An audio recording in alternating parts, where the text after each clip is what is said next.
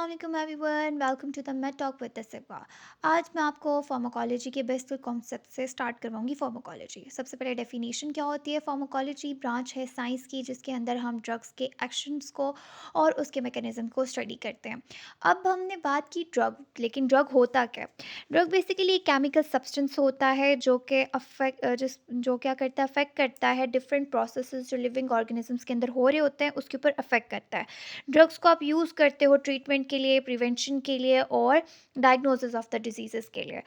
बात करेंगे source of drug की कि आप ड्रग को कौन कौन से सोर्स से ले सकते हैं। वो हम नेचुरल सोर्स से भी ले सकते हैं, सिंथेटिक सोर्स से भी ले सकते हैं, सेमी सिंथेटिक सोर्स से भी ले सकते हैं और बायो सिंथेटिक सोर्स से भी ले सकते हैं। वन बाय वन करके देखते हैं कि सबसे पहले हमने नेचुरल ड्रग्स क्या होती है। नेचुरल ड्रग्स वो ड्रग्स होती हैं जो कि हम ऑब्टेन करते हैं नेचुरल सोर्स से, फॉर एग्जांपल प्लांट से, एनिमल से, माइक्रो ऑर्गेनिज्म से और मिनरल से। सबसे पहले प्लांट्स की तरफ जाते हैं तो प्लांट्स वाली आप कहाँ से ले सकते हो, जैसे आपके पास एग्जांपल आती है मॉर्फिन को आप पॉपी कैप्सूल से ले सकते हो। उसके अलावा एट्रोपिन को आप फ्रॉम द बेलाडोना लीफ से लेते हो। उसी तरीके से अगर माइक्रो ऑर्गेनिज्म की बात की जाए तो पेनिसिलिन को फ्रॉम पेनिसिलियम नोटालियम से लेते हो। उसी तरीके से अगर हम एक और देखते हैं तो स्ट्रेप्टोमाइसिन को फ्रॉम द स्ट्रेप्टोमाइसिन ब्रिसल्स से ले सकते हैं। उसके अलावा आपके पास आता है एनिमल।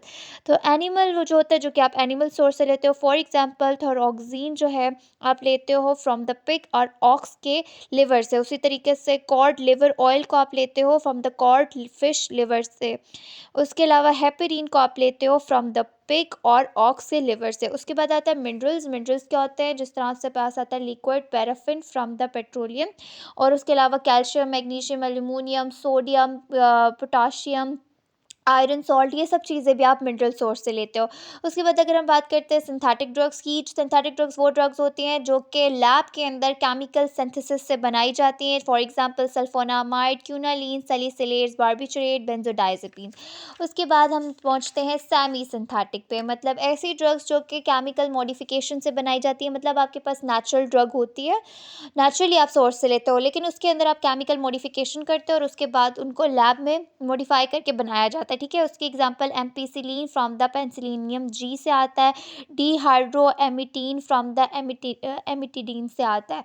उसके बाद आप क्या आता है बायोसिंथेटिक ड्रग्स। बायोसिंथेटिक ड्रग्स वो ड्रग्स होती हैं जो कि मतलब सिंथेसाइज होती हैं, उसके अंदर लैब के अंदर ही होती हैं, लेकिन कैसे होती है, कहते हैं they produce using a recombinant DNA technology. ये मतलब रिकम्बिनेंट डीएनए टेक्नोलॉजी को यूज़ करके बनाई जाती है। इसके अंदर क्या होता है, जो जीन्स होते हैं उनको इनकोड किया जाता है।